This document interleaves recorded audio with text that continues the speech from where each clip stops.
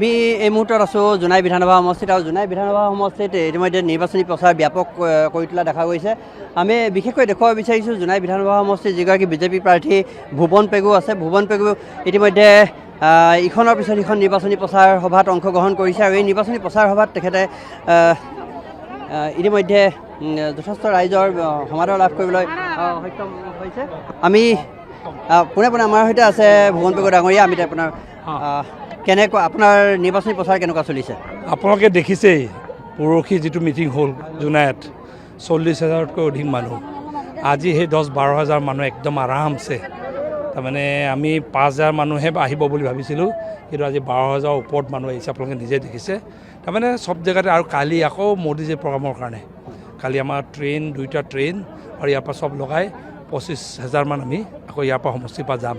তাৰমানে আমাৰ কাৰণে এটা নিৰ্বাচনটো উৎসৱ হৈছে, বিজয় আৰু উন্নয়নৰ আৰু অসমক সুৰক্ষা কৰাৰ এটা উৎসৱ হৈছে।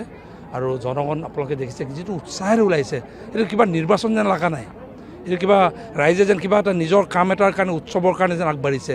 পুনৰ বিজেপি চৰকাৰক প্ৰতিষ্ঠা কৰি নিজৰ উন্নয়ন নিজৰ ভৱিষ্যত সুৰক্ষিত কৰাৰ কাৰণে মানুহ ওলাই আহিছে।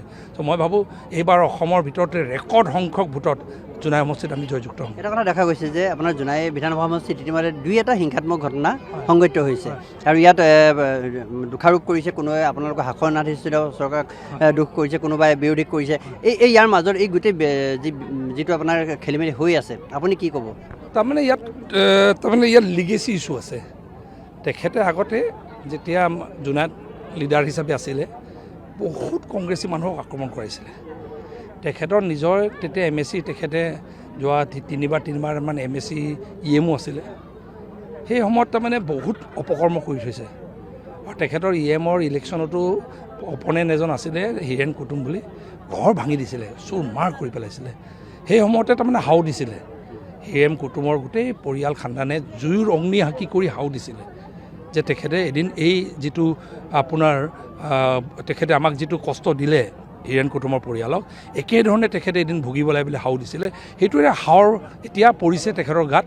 আৰু চাবলৈ গ'লে এতিয়া তেখেত একচুৱেলি কংগ্ৰেছ নহয়তো, জাতীয় সংগঠনৰ পৰা বহিষ্কৃত মানুহ এজন, আৰু বহিষ্কাৰ হৈ কেইদিনমান কিবা এটা জনজাগৰণ বুলি কিবা এটা কৰিছিলে, কংগ্ৰেছেই নহয়তো। তেখেতক এতিয়া কংগ্ৰেছে টিকেটটো দি দিয়াৰ কাৰণে কংগ্ৰেছখিনিয়ে বেয়া পায়। এতিয়া জেগাই জেগাই আপোনাৰ তেখেতক বেয়া পোৱা যিখিনি পুৰণা দাবীদাৰ আছিলে আৰু পুৰণা কংগ্ৰেছী আছিলে, তেখেতসকলে বেয়া পাই চাগে, ক'ৰবাত জগৰ লাগিছে পইচা পাতি বিলোৱাক লৈ সিহঁতৰ। আৰু তেখেত এনেও মানুহটো বৰ ঠিক মানুহ নহয় আৰু কংগ্ৰেছীখিনিয়ে ভাল পোৱা নাই, সেইকাৰণে কাজিয়াবোৰ হৈছে। আৰু সেইটোৰ কাৰণে চিম্পেটি ভোট আদায় কৰাৰ কাৰণে তেখেতে আমাক বদনাম গোৱাবলৈ আৰম্ভ কৰিছে। সিদিনা এনেই হাইৱেৰ ওপৰতনো ৰাতি চকী লগাই বহি থাকে নেকি? ৰাষ্ট্ৰীয় ঘাইপথৰ ওপৰত কোনোবা ৰাতি 1:30-2টা বজাত ৰাতি কোনোবাই টোপনি আছে চাগে, ক'ৰবাত মদ খাই কোনোবা গাড়ী চলাইছে চাগে, সেইটোক লৈ আকৌ আমাক বদনাম। কোনোবা এটা শিলগুটি ক'ৰবাত পৰিলেও আমাক বদনাম। কাইলৈ বৰষুণ বেছিকৈ দিলেও ভুৱন পেগুৰ এইটো বদনাম হ'ব, ৰদ বেছিকৈ দিলেও ভুৱন পেগুৰ বদনাম হ'ব। তাৰমানে আমাক বদনাম কৰি অলপ চিম্পেটি আদায় কৰাৰ কাৰণে এনেওতো ভোটটো নাপায়েই। অকল ৰিয়েল কংগ্ৰেছ এটা যদি হ'লেহেঁতেন, সঁচা কংগ্ৰেছে যদি টিকেট পালেহেঁতেন, কংগ্ৰেছে ভোট একেবাৰে নোহোৱা নহয়, 30-35 হাজাৰমান ভোট আগৰ পৰা ৰেগুলাৰ যোনেই ধৰণৰ পায়েই, সেইটো ভোটো পালেহেঁতেন চাগে ৰিয়েল কংগ্ৰেছ যদি হ'লেহেঁতেন। কিন্তু এইটো সঁচা কংগ্ৰেছ নহয়। আজি এই এমাহ-দুমাহো হোৱা নাই কংগ্ৰেছত সোমাইছে, আৰু কংগ্ৰেছ এটাক ভালকৈ চিনিয়ে নাপায় কংগ্ৰেছী মানুহকেইটাই। সেইকাৰণে চাগে সিহঁতৰ মাজত দ্বন্দ্ববোৰৰ কাৰণে ক'ৰবাত কাজিয়া হৈছে। আৰু এই হীৰেণ কুটুমহঁতৰ পৰিয়ালৰ অগ্নি সাক্ষী কৰি যিটো হাও দিছিলে, সেই হাওৰ পৰিণাম ভুগিছে তেখেতে। সামগ্ৰিকভাৱে উত্তৰ অসমৰ সমষ্টিকেইটাত কি হ'ব? তাৰমানে ক্লিন চুইপ। ইয়াত আপুনি জোনাইয়ে হওক, শিৱগাঁও হওক, ধেমাজি হওক, ঢকুৱাখানাই হওক, মাজুলী হওক, লখিমপুৰেই হওক, নাওবৈচা, গোটেইখিনি ৰঙানদীয়ে হওক, গহপুৰলৈকে, উত্তৰ অসমত তেজপুৰলৈকে ক্লিন চুইপ। আৰু ইয়াত বেলেগ মই ভাবোঁ যে অলপ চেষ্টা কৰিছে কিন্তু, আৰু আমাকো অলপ বেয়া পোৱা মানুহ থাকেতো। 10% মান মানুহ সমষ্টিবোৰত কোনো 100%ও নাপায়, মিছা কথা কৈ কি লাভ। 10% মান বেয়া পোৱা মানুহ থাকে বিভিন্ন কাৰণত, ক'ৰবাত যিমান ভাল কাম কৰিলেও বেয়া পোৱা মানুহ থাকে। তাৰে মাজত 10-15% ভোটটো চাই আছেই আমাক বিৰোধী ভোট, সেইখিনি ভোট ঘূৰি আছে বিৰোধী জিন্দাবাদ মুৰ্দাবাদ কৰি। আৰু মই ভাবোঁ কিন্তু মোৰ দেন আমাৰ ইয়াততো যদি কাষ্টিং হয়, আপোনালোকে চাব ৰেকৰ্ড ভোট হ'ব।